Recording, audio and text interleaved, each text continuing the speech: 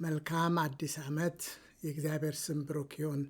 በዚህ ዓመት የእግዚአብሔር ቃል ምን ይላል? እረፉ ይላል።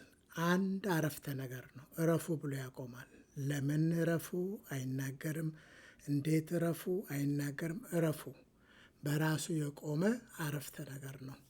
ከዛ በኋላ እኔም አምላክ እንደሆንኩ እወቁ ይላል። እረፉ በአንድ ቃል ሐሳብ የሚገልጽ ቃል ነው። በአንድ ቃል የእግዚአብሔር ቃል እረፉ በሚል ብቻ ያጠቃልለዋል እና አንዳንድ ጊዜ ኤክሰለንስን እንደ አይደንቲቲ ስንቆጥረው ምንም ነገር ጉድ ኢነፍ አይደለም እንላለን። ሁል ጊዜ እንደ ኤክሰለንት ለመሆን የተሻለ ፐርፌክት ለመሆን ሁል ጊዜ ስንጥር አንድም ቀን ቆመን ሳናመሰግን፣ ሳንደሰት፣ ሳንረካ እንዲሁ እንደለፋን እንሄዳለን እና ይህ ዓመት ኤክሰለንስን እንደ አይደንቲቲ የምንወስድበት ጊዜ ሳይሆን ፌስፉልነስን፣ ታማኝነትን፣ እግዚአብሔር ለሰጠን ነገር ታማኞች ነን፣ ልባችንን ሙሉ ለሙሉ እንሰጣለን። ኤክሰለንስን ግን የአንተ ስራ ነው፣ እግዚአብሔር ሆይ የአንተ ስራ ነው፣ አንተ በእኔ ውስጥ የምሰራውን ስራ ደስ እንዳለ ነገርን ሁሉ ውብ አድርገህ የምሰራ አንተንና ለአንተ ለቅቄአለሁ ብለን ወደ እረፍት እንድንገባ ብዙ ጊዜ አዲስ ዓመት በሪዞሉሽን ይሄን እናደርጋለሁ፣ ያን እናደርጋለሁ፣ ይሄን እናደርጋለሁ እንላለን። ለለውጥ ያህል 2026 የማርፍበት፣ እግዚአብሔር የሚሰራበት፣ እግዚአብሔር የሚያደርግበት፣ እኔ ግን እግዚአብሔርን የምከታተልበት ዓመት ነው እንድንል እግዚአብሔር ጸጋውን ያብዛልን። በቃ እሱ ነው የሚሰራው። እረፉ፣ እኔ ቴኬር ላርጋችሁ እያለን ነው እግዚአብሔር። በእርሱ ያምርበታል። ኃይልን በሚሰጠኝ በክርስቶስ ሁሉን እችላለሁ።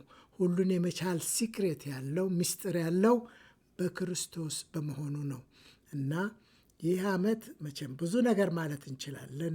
በተለያየ ሪዞሉሽን እናወጣለን፣ እናውቃለን። 1 ወር፣ 2 ወር፣ 3 ወር ሲሆን እንረሳዋለን። ወደ እረፍት ውስጥ እንግባና ዛሬ ደግሞ በዚህ ዓመት እግዚአብሔር ይታይ።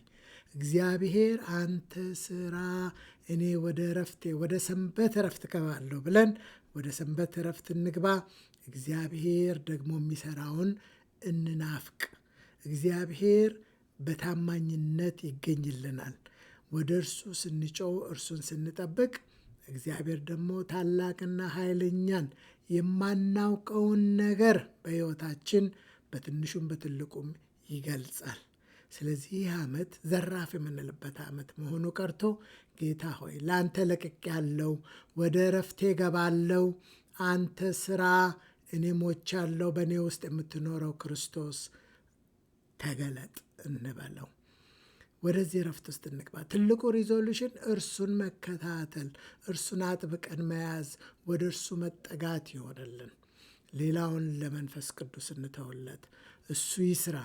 በውስጣችን የክርስቶስ መገኘት፣ የክርስቶስ መገለጥ፣ የክርስቶስ ውበት ዲዛይራችን ይሁን፣ አምቢሽናችን ይሁን። ታላቅና ኃይለኛው ነገር ማየት የምንፈልገው ትልቁ ነገር እኛ ቆመን በእኛ ውስጥ ክርስቶስ መስራት ሲጀምር ነው። ክርስቶስ መታየት ሲጀምር ነው።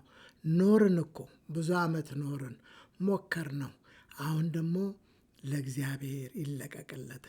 ኑሮ ለእኔ መኖር ለእኔ ክርስቶስ ነው ይላል ጳውሎስ። ኑሮ ማለት ክርስቶስ ነው። ሕይወት ማለት ክርስቶስ ነው። ስለዚህ እንቁም።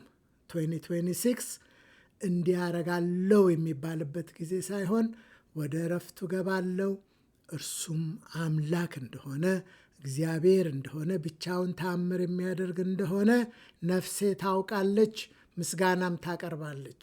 ይህንን ብለን ወደ እግዚአብሔር እንጠጋ። በኢየሱስ ስም አሜን።